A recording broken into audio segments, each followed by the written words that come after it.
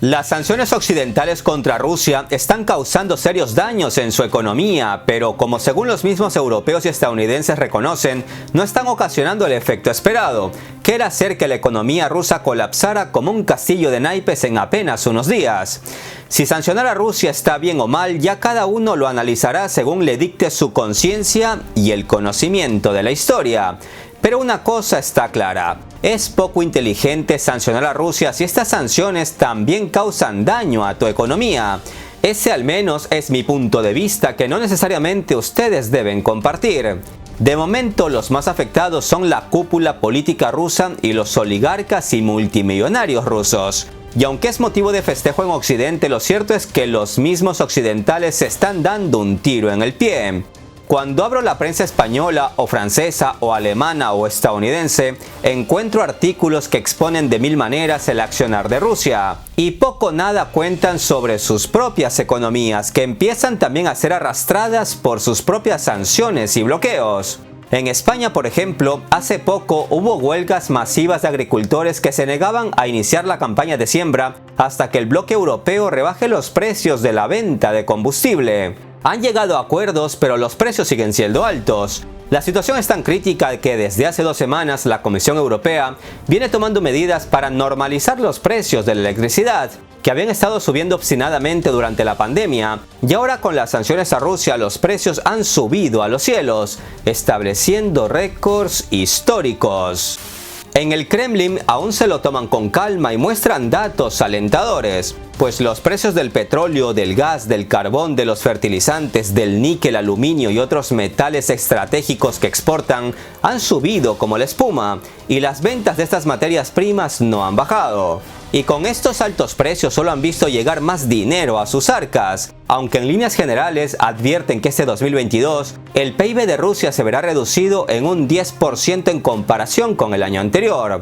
Pero al fin y al cabo, dicen, podrán vivir sin Balenciaga, Gucci y Praga. Pero tienen lo más importante, fertilizantes para sus cultivos, trigo, cereales, granos, hortalizas, carne y pescado para alimentar a su pueblo, y suficiente gas para calentar las casas y hacer funcionar sus fábricas e industrias. Y aunque de momento los rusos se lo toman con calma, es obvio que pronto empezarán sus mayores problemas. Pero no son los únicos que deberán luchar para salvar su economía, pues los europeos empiezan a ver la situación un poco fría, negra y poco alentadora, aunque los medios lo intenten ocultar. Hace unos días Rusia tomó la decisión de obligar a los países que llama inamistosos, casi todos los de la Unión Europea, a pagar por el gas en rublos y ya no en dólares o euros. Y si no pagan en rublos se les cortará el suministro de gas.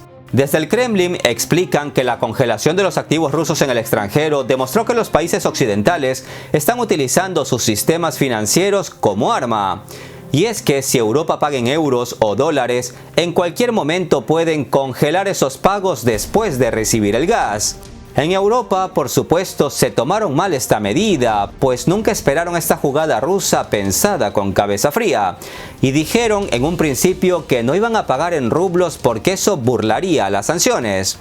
Es paradójico ver a los funcionarios europeos recibiendo el golpe de retorno como un boomerang, descubriendo de repente que las leyes de la globalización funcionan en ambas direcciones, y que Rusia no es en absoluto, como dicen por allí, solo una gran gasolinera, sino un proveedor clave de recursos alimentarios, energéticos y de materias primas esenciales para diferentes tecnologías, sin los cuales el nivel habitual de comodidad europea cotidiana se vuelve dolorosamente caro. Como saben, la Unión Europea importa desde Rusia el 27% de petróleo y más del 41% del gas.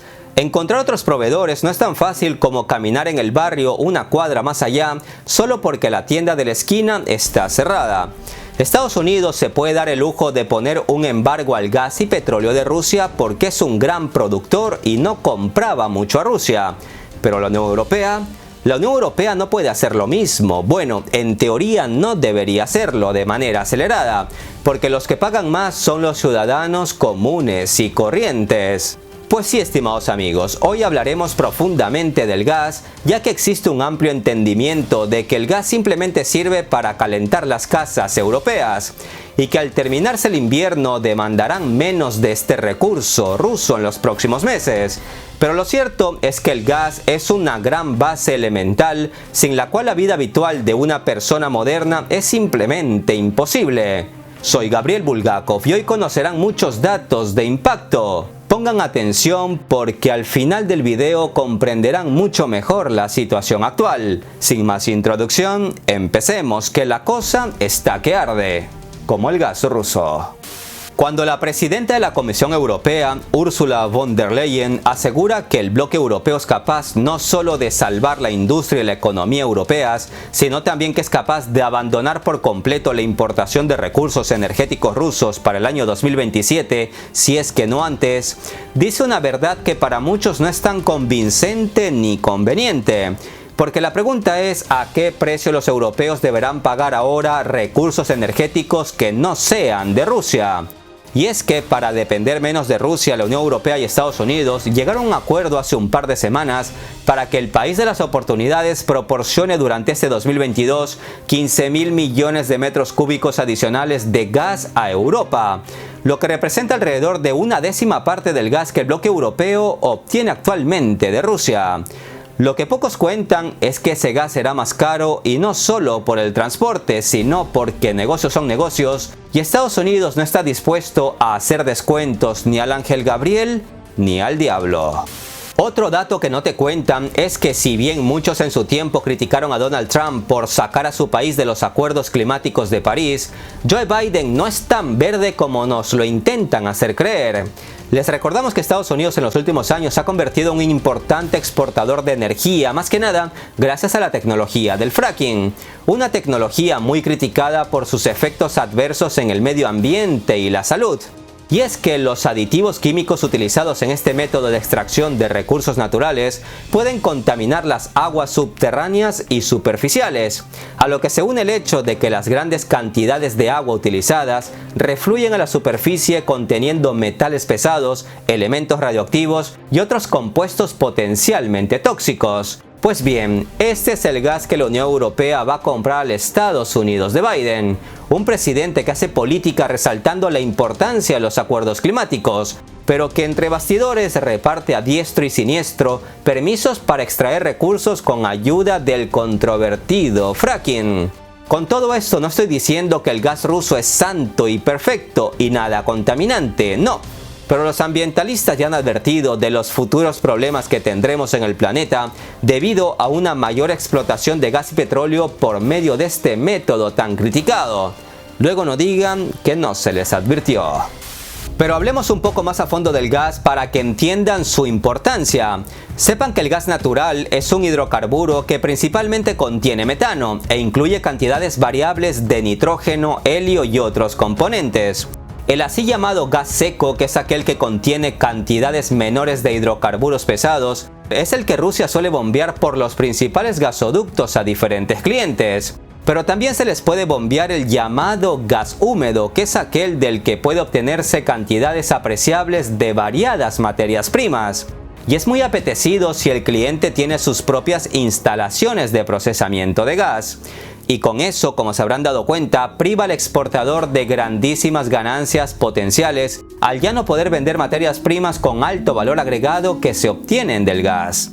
Es por eso que los países industrializados son aficionados a firmar acuerdos y extraer recursos de los estados más atrasados y pobres, porque se llevan en este caso el gas húmedo y ya en sus países con toda su tecnología obtienen otros recursos, o compran petróleo crudo y en sus países obtienen decenas de subproductos. Es por eso que países como Venezuela o México, al no tener las instalaciones necesarias para satisfacer el consumo interno de gasolina, se ven obligados a importarla, siendo ellos mismos grandes exportadores de petróleo. Rusia, para malestar de muchos, puede por sí sola producir otros productos a partir del gas y el petróleo. Y es eso precisamente lo que enoja a algunos. Atentos, que es aquí donde el video se pone bueno. En Rusia son conscientes que el gas, por más que se quiera tener un planeta más saludable usando energías verdes, renovables y limpias, El gas seguirá por mucho tiempo siendo uno de los principales recursos energéticos del planeta, por lo que ven al menos las próximas 2 o 3 décadas muy prometedoras. Más si les cuento que cerca de la ciudad rusa de Svatovny se está completando la construcción de una empresa gigantesca, Amur GPP. Y en un futuro próximo comenzará la construcción de una planta más modesta en la localidad rusa de Ust-Luga.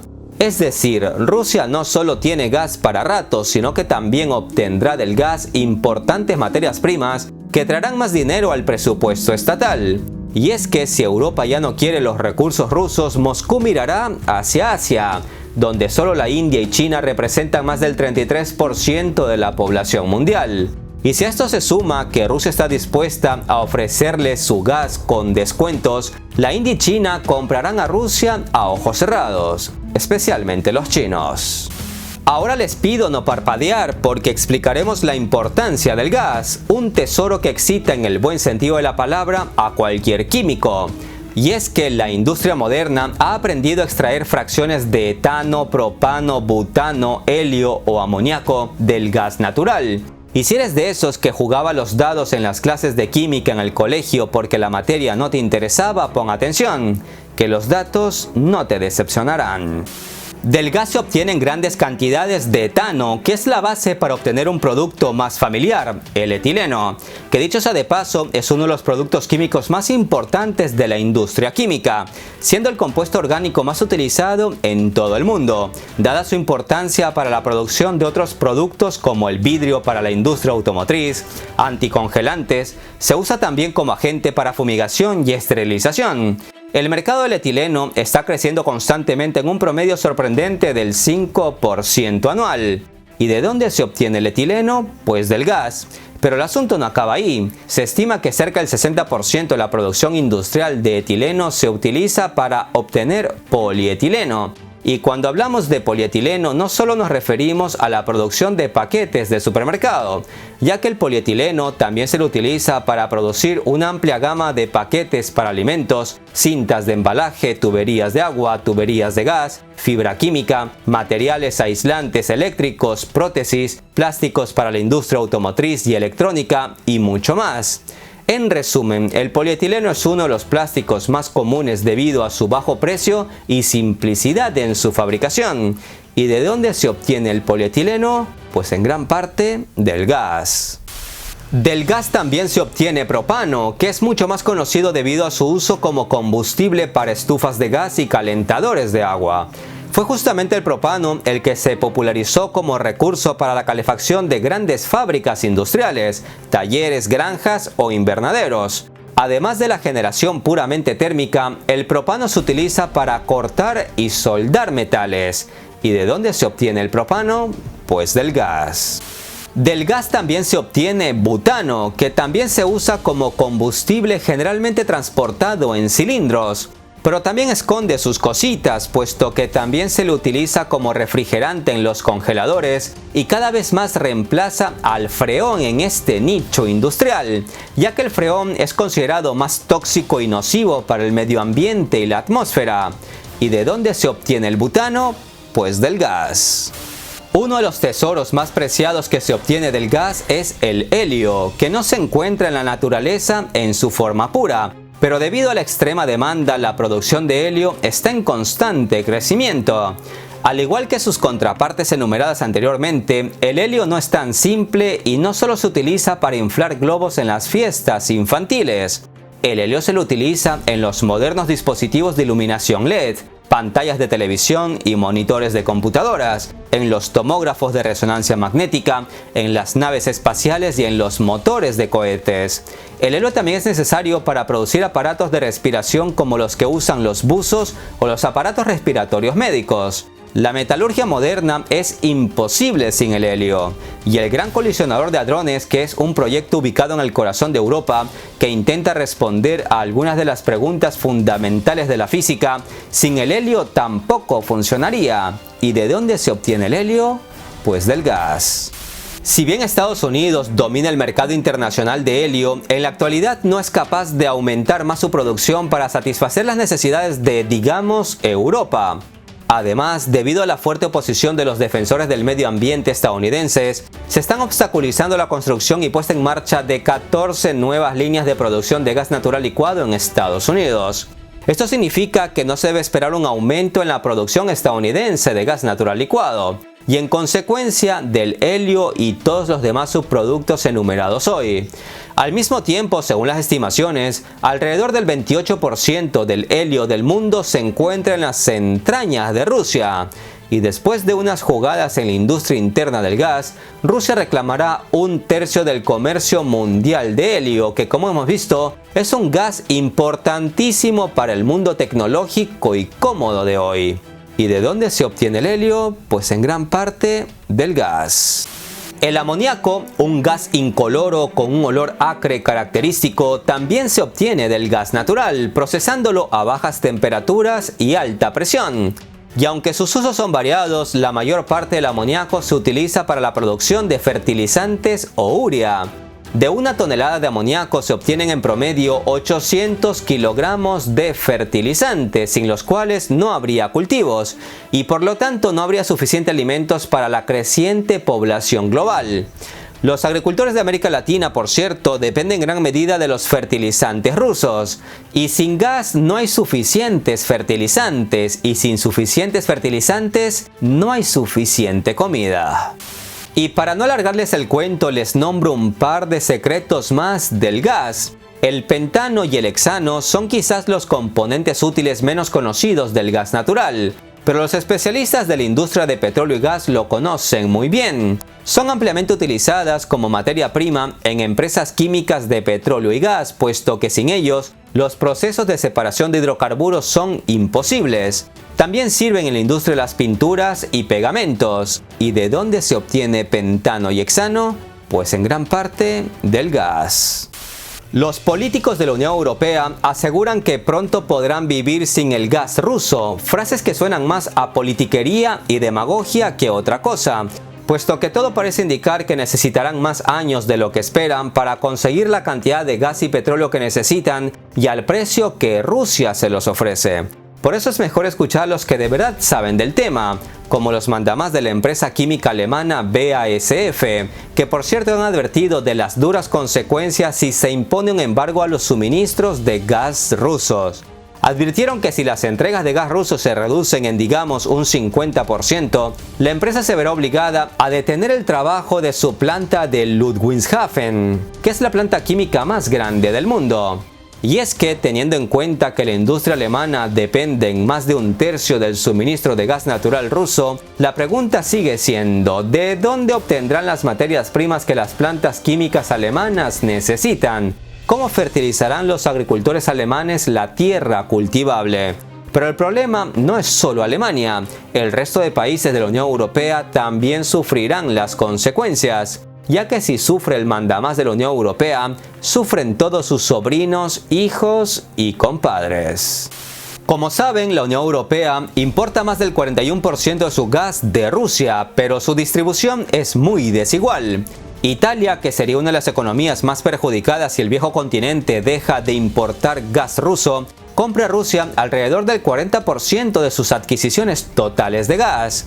Austria obtiene alrededor del 80% de su gas natural de Rusia y depende en gran medida de su flujo constante, especialmente para su industria y plantas de energía. El 87% del gas natural importado por la República Checa es de procedencia rusa, mientras que Eslovaquia se abastece de esta fuente rusa en casi un 100%. Pero la corona en la dependencia se la lleva a Alemania, no por ser el que mayor porcentaje tiene, sino por ser el eje y soporte de la economía europea. El año pasado, Alemania llegó a comprarle a Rusia el 55% de todo el gas natural que necesita. No en vano, en Alemania han apodado Día X al día en que el país deje de recibir gas ruso. Hablamos de 50.000 millones de metros cúbicos de gas que cada año Alemania recibe desde Rusia, lo que se traduce en 200 millones de euros al día para las arcas rusas. Y como hemos visto hoy, toda la industria alemana se encuentra bajo amenaza y al ser Alemania la que tira del carro de toda la economía de la Unión Europea, pues en el bloque andan un poco más que nerviosos con este tema. En estos momentos una cosa es clara: sustituir el suministro de gas ruso a Europa de forma rápida es prácticamente imposible. Y eso no lo digo yo, eso lo dijo hace un par de semanas el ministro de Energía de Qatar, subrayando que la capacidad de gas de Qatar, con quien la Unión Europea está negociando para aumentar suministros, no puede satisfacer la demanda de los consumidores europeos, aunque recalcó que sí podría hacerlo en el futuro, pero ahora eso es imposible. En ese sentido, expertos en el área energética aseguran que la industria energética de Oriente Medio no está adecuada ni preparada para abastecer a Europa. Más que nada porque los países productores tienen diseñada una industria para la extracción diaria de gas, y para suministrar adecuadamente a Europa tendrían que diseñar nuevas plantas y medios de distribución, lo cual tardaría por lo menos 5 años, afirman los expertos en el tema. La Unión Europea tiene grandes negocios con Estados Unidos y parece estar dispuesta a hacer lo que sea con tal de conservar su posición en este mercado. Ya veremos si en el camino no se lleva por delante las ilusiones y sueños de millones de europeos que se verán afectados por decisiones políticas. Y el tiempo lo dirá.